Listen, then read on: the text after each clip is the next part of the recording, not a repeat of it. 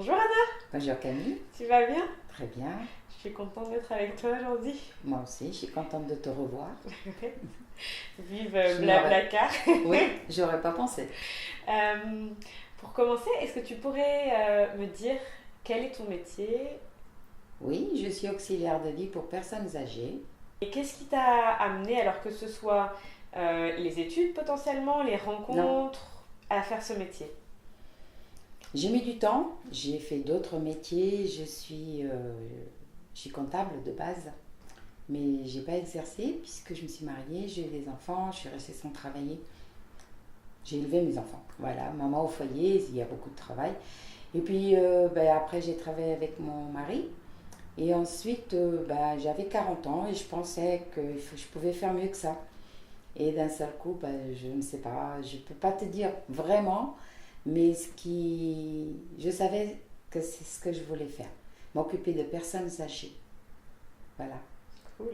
Quels sont selon toi les avantages, les inconvénients, les challenges de ce métier? L'idée c'est aussi de comprendre ce que tu fais dans ta journée, comment est-ce que le métier se déroule, se Mm. passe. Alors, pour parler d'avantages, il y en a beaucoup. Déjà, tout ce qu'ils peuvent nous apporter, parce que moi j'ai tendance à dire que c'est des registres, parce que normalement, c'est des personnes très âgées qui ont vécu des choses dans le passé, et c'est toujours très bien de tout ce qu'ils apportent. C'est ouais, c'est un registre, c'est des choses importantes qu'ils ont vécues, que nous on ne connaîtra pas, et heureusement, mais ça a son importance. Donc moi, ça m'apporte beaucoup de joie. J'aime avoir ce contact. Ça, c'est pour les gens qui ont toute leur tête, évidemment. Après, tu as les autres. Mais les autres, ils sont malades. Et quand on est face à quelqu'un de malade, on ne se comporte pas de la même façon.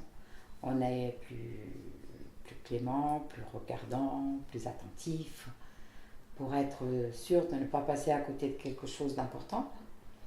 Parfois, j'ai eu aussi des gens beaucoup plus jeunes, de 71 ans. C'est très jeune pour être. Je suis spécialisée en Alzheimer, je ne l'ai pas dit. Donc voilà. Et ça, c'est tout ce qu'ils peuvent nous apporter. Le négatif, sincèrement, moi j'en ai. À part quand ils partent, ça fait mal. Hein, ça fait mal. Parce qu'après, il y a un vide qui s'installe. Je n'arrive pas à prendre du recul. Je n'arrive pas parce que je ne veux pas prendre du recul par rapport aux gens avec qui je travaille. Tu vois, comment te dire, j'aime qu'il y ait un contact profond. Je connais bien, Connexion. oui, c'est important. Je sais bien que c'est pas des membres de ma famille, c'est pas ma mère, c'est pas ma grand-mère, mais c'est pas grave ça. Ça, c'est le lien de famille qui n'est pas là. Après, elle a le droit à tout quoi. Et je pense que ils ont le droit à plein de choses, à être écoutés, à être dans une dignité humaine qui est importante. On ne se rend pas compte quand on a 20 ans. Et puis là, j'en ai beaucoup plus. Et je me dis que c'est tellement important cette dignité qui doit nous accompagner jusqu'au bout. Le bout, il est là. C'est notre certitude. On n'en a pas d'autre. Hein. Un jour, on s'en ira. On n'est pas éternel. Et ben, si on s'en va dans la dignité, moi, je trouve ça plutôt bien. Ouais, je suis Et d'accord puis, il avec faut toi. des gens comme moi qui les accompagnent, mais vraiment, pas simplement superficiellement, mais qu'on peut leur tenir la main jusqu'au bout en se disant vas-y, tu peux y aller parce qu'on est là, on est près de toi, etc. Voilà. Et du coup, un des challenges, c'est la gestion de ce lien et de cette distance pour pas te faire de mal. En fait, il faut quand même que tu prennes soin de toi. Je prends soin de moi, bien sûr, parce que si je ne prends pas soin de moi, je ne peux pas prendre soin des autres. Donc je prends soin de moi, mais c'est vrai que j'ai un panel d'ouverture peut-être différent d'autres personnes qui font le même métier et sûrement aussi bien, sauf que je laisse la porte ouverte à tout. Voilà, à tout, vraiment. Parce que on arrive à un certain âge où on a déjà beaucoup de choses, notre corps ne répond plus comme il devrait répondre. Donc effectivement, on a besoin d'être écouté. Souvent, ce sont des gens qui peuvent plus sortir de chez eux. Alors, tu as toutes sortes de personnes. Tu as les gens qui sont beaucoup sortis, qui ont une vie extraordinaire, et puis du jour au lendemain, ils se retrouvent dans un fauteuil devant la télé. Et là, c'est très dur à supporter. Euh, D'autres qui n'ont plus leur tête, donc ils se prennent pour des enfants. J'ai eu une personne qui se prenait pour une petite fille, elle avait un Alzheimer, et elle se prenait, elle me disait, je suis qu'une gamine. Alors lui dit, oh mais non, vous n'êtes pas une gamine, mais en même temps, sans faire du mal, sans casser ce côté-là, parce qu'on ne peut plus rien, on ne peut pas rafistoler, ça n'existe pas. Donc obligatoirement, il faut les porter avec de la douceur, puis de la tendresse. Je trouve que c'est important ça. Ouais. Voilà. Quelles sont pour toi les qualités alors, personnelles et les compétences qui sont nécessaires pour faire ce métier? Des qualités, il faut déjà avoir du cœur, il faut travailler avec son cœur. On m'a dit dès le départ, il faut prendre de la distance. Non, moi j'y arrive pas. Si j'aime pas, je n'avance pas comme je voudrais. Donc je ne peux pas faire comme ça. Donc effectivement, allez, on va dire que je me laisse un peu envahir par moment, mais c'est par moment, c'est pas tout le temps. Donc c'est tellement supportable que je vois pas ça autrement. Puis j'ai une maman aussi qui a 80 ans. Donc souvent je fais un petit peu de comparaison. Je me dis, est-ce que tu aimerais qu'on fasse ça à ta mère? Non. Eh ben non. Alors voilà. Ça fait partie des choses.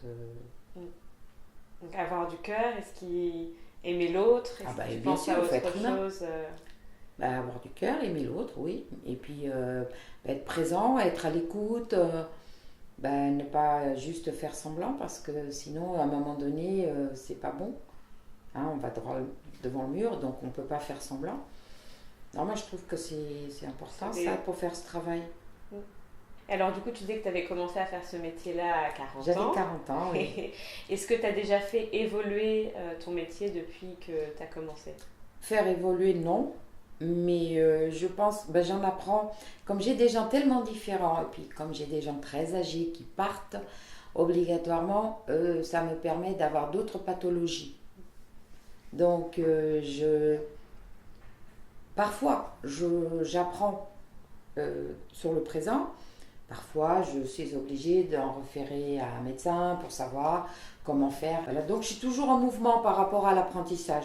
Je ne reste pas toujours de la même façon, puisqu'il y a des choses qui évoluent, des médicaments nouveaux, des façons d'être différentes. Et tout ça, comme je vais les chercher un petit peu à la source, obligatoirement, j'en apprends tous les jours. Et quel est l'avenir que tu verrais à ce métier dans les années qui viennent? Est-ce que c'est un métier d'avenir pour toi? Oui. Pas pour moi, parce que l'âge que j'ai, non. Mais oui, pour les gens oui, qui je pense que oui, parce qu'on vit de plus en plus vieux, tu es d'accord? Donc, ce qui est important, c'est que les gens ne fassent pas ce métier juste pour un salaire. Il faut que les gens ils aillent dans les hôpitaux faire des formations.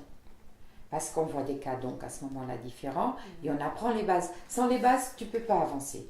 Donc, je pense qu'effectivement, dans l'avenir, il faudrait que les gens soient formés. Pour moi, c'est très important. On ne peut pas... D'abord, si on prend des gens qui n'ont pas de diplôme et qui ne sont pas formés, on court le risque qu'il y ait quelque chose qui un jour ne colle pas, qui passe. Ce n'est pas de leur faute. Ils ne l'ont pas vu parce qu'ils ne le connaissent pas. Tu ne connais pas quelque chose, ça ne s'invente pas.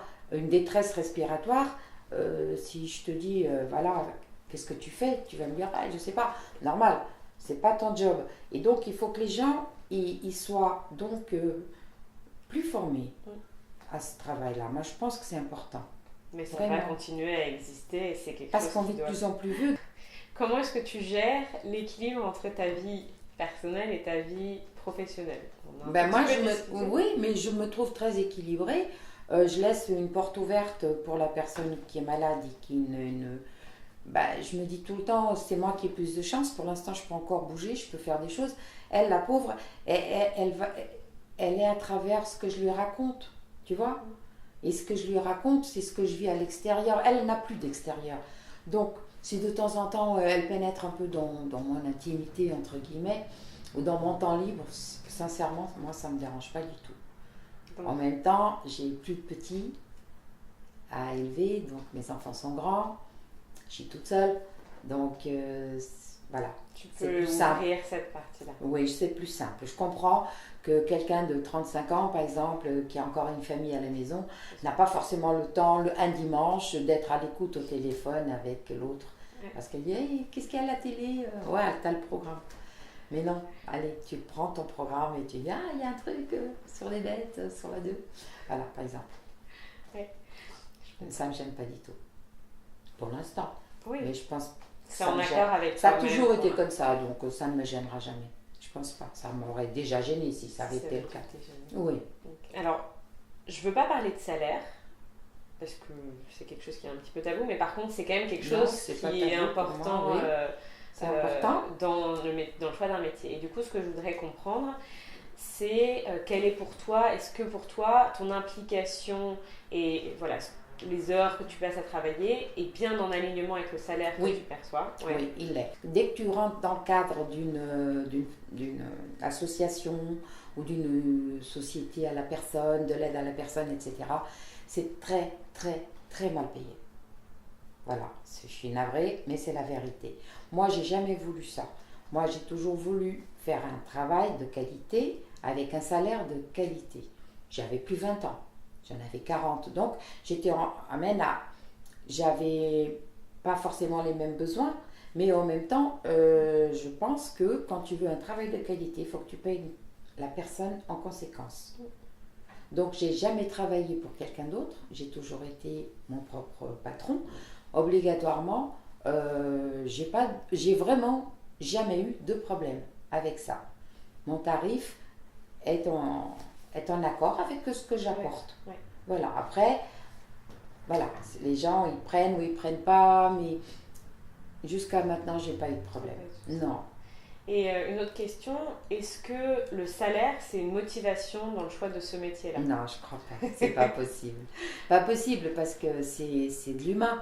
Tu travailles pour une personne qui souffre, une personne qui rit, une personne qui pleure, une personne, voilà, personne à part entière. Donc tu peux pas, devant toi, c'est pas forcément ton chèque de salaire. Hein, c'est pas possible. Il y a d'autres métiers que oui, je suis d'accord. Là, non, je pense qu'on ne peut pas choisir ça. Ou alors, tu le fais pas avec ton cœur. Ouais. Tu le fais parce qu'à la fin du mois, il y a quelqu'un qui te fait un chèque. Bon. J'aimerais bien réussir à comprendre davantage pourquoi est-ce que ton métier te correspond et te passionne. Et la première question que j'avais, c'était de savoir si tu prends plaisir à travailler et si tu t'amuses. Non, je m'amuse pas. Je m'amuse pas parce que ce sont des gens très âgés que j'ai. Quand je dis très âgés, c'est ça, évidemment, quelqu'un qui a besoin de mes services, il a plus de 80 ans, en règle générale. Donc, on ne s'amuse pas. Mais on y prend plaisir, oui. On y prend plaisir, bien sûr. Moi, le matin, quand je me lève, je sais pourquoi je me lève. Et c'est Et bah oui, je suis toujours contente. Oui, oui. Il y a même le syndrome du dimanche en me disant, ah, qu'est-ce que je vais faire de ma journée? Puis je pense à elle, puis je me dis, parce que j'ai quand même une patiente de 93 ans, puis je me dis, bon, bah, tout va bien, mais on s'appelle. On s'appelle. Eh ouais. Voilà. Donc, on me donne des nouvelles, oui, je prends plaisir. Qu'est-ce qui, à propos de ton métier, te rend heureuse? Ben, quand je vois qu'ils vont bien, que par exemple, quand il y a un problème de santé, puis qu'on s'en sort, qu'on fait tout ce qu'il faut, que ben, moi je me plie en 10, et puis que la personne réagit bien à un traitement, quand je vois que j'ai des grands sourires, ou voilà, moi ça me rend heureuse ça. La chaleur humaine. Ah bah c'est important. Est-ce que tu penses que dans ton métier, tu as un impact sur le monde qui t'entoure?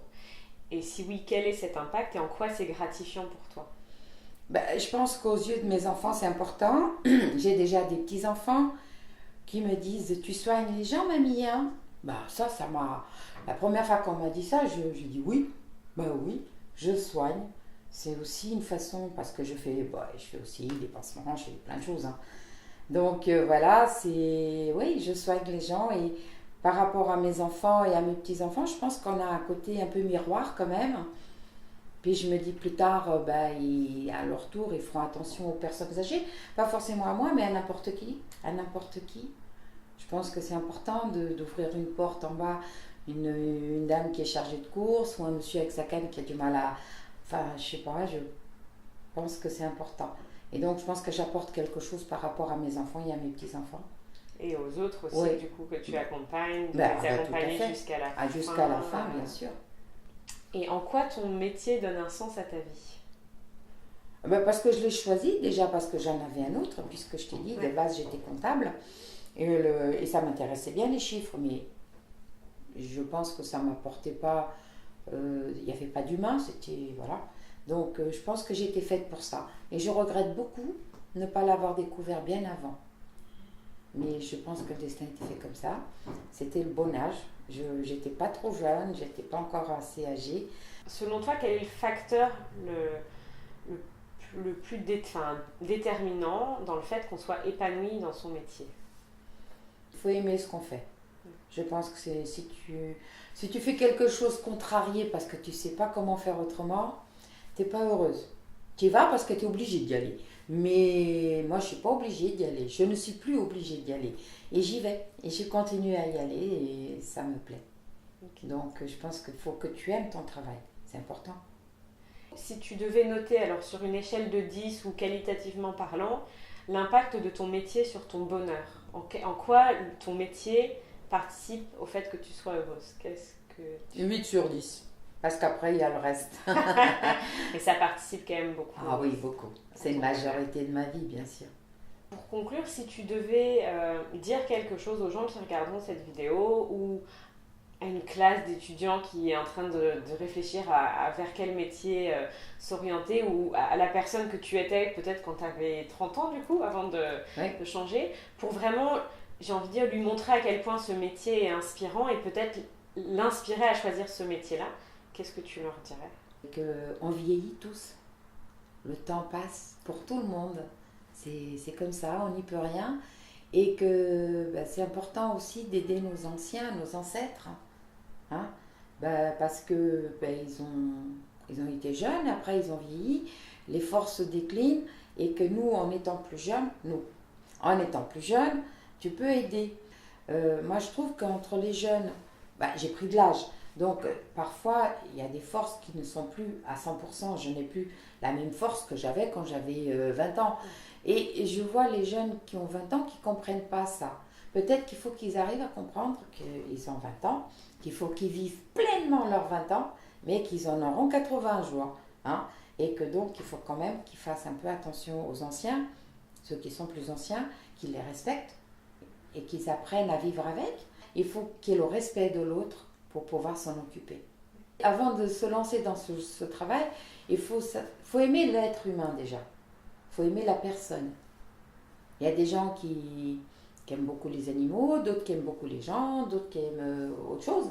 On est tous différents, mais il faut déjà que tu aimes l'être humain. Et vieillissant, parce que on n'a pas les mêmes normes en vieillissant. On n'a pas les mêmes critères.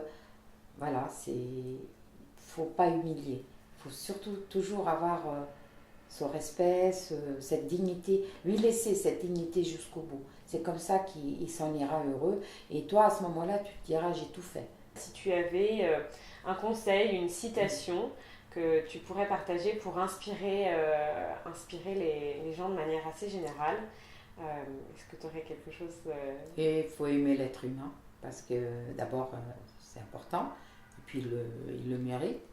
Être humain, c'est quand même quelque chose. Être sur la planète Terre, c'est magnifique. Moi, je trouve ça merveilleux. La vie, c'est merveilleux.